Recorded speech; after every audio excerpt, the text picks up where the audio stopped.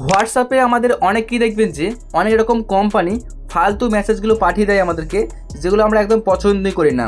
আবার ডিলিট করে দেওয়ার পরেও দেখবেন যে আবারও পাঠিয়ে দিচ্ছে।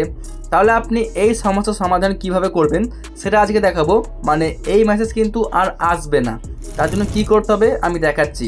প্রথমে দেখুন এখানে আসছে যেমন একটা এই যে রিজার্ভ ব্যাঙ্ক অফ ইন্ডিয়া, এটা ঠিক আছে একটা ব্যাংকের জন্য। তারপরে দেখুন এখানে ফ্লিপকার্ট আছে, দেখতে পাচ্ছেন এখানে লোনের জন্য অনেক কিছু আসছে।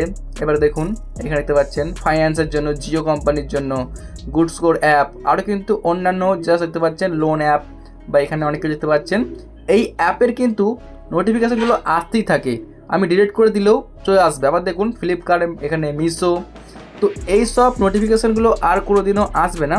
তার জন্য আপনি কি করবেন সেটা বলছি। প্রথমে যে কোনো ইনবক্সকে একটা আপনি ওপেন করুন। তো এখান থেকে মনে করুন আমি মিশোটাকে জাস্ট ক্লিক করে অন করছি। এখানে আপনি লিখে দেবেন, মেসেজে ক্লিক করে লিখবেন STOP, স্টপ লিখে আপনি সেন্ড করে দেবেন। ঠিক আছে, এটা করলে অনেক কোম্পানি আর মেসেজ আপনাকে পাঠাবে না, কারণ সে বুঝে যাচ্ছে যে আপনি এখানে কোনো ইন্টারেস্ট না। এরপরে আপনি এখান থেকে জাস্ট ব্যাকে গিয়ে এটাকে আপনি ডিলিট করে দেবেন। তো আমি জাস্ট এখান থেকে ব্যাকে গিয়ে মিশোটাকে ধরে ডিলিট করে দেবো, তাহলে কিন্তু হয়ে গেল। তাহলে মিশোটা আমাকে আর মেসেজ করবে না। এই কাজটা করার পরও দেখবেন যে আবার অনেক কোম্পানি মেসেজ করতে থাকে।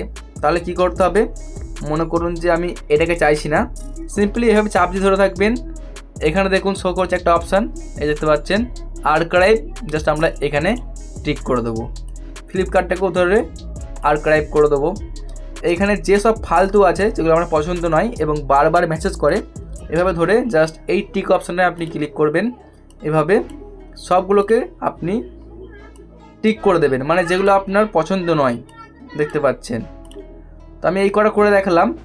এগুলো করলে কি হলো, ওপরে দেখুন দেখাচ্ছে এই যে আর্কাইভ, এই জায়গায় কিন্তু শো করছে।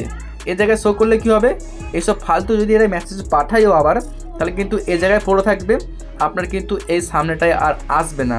তো এইভাবেই কিন্তু আপনি এগুলোকে ঠিক করতে পারবেন। এছাড়া কিন্তু আর কোনো রকম অপশন নেই। যদি আপনাদের এই ভিডিওটি ভালো লেগে থাকে তাহলে অবশ্যই একটা লাইক করে চ্যানেলটিকে সাবস্ক্রাইব করবেন। তো এই ছিল আজকের ভিডিওটি দেখার জন্য অনেক অনেক ধন্যবাদ।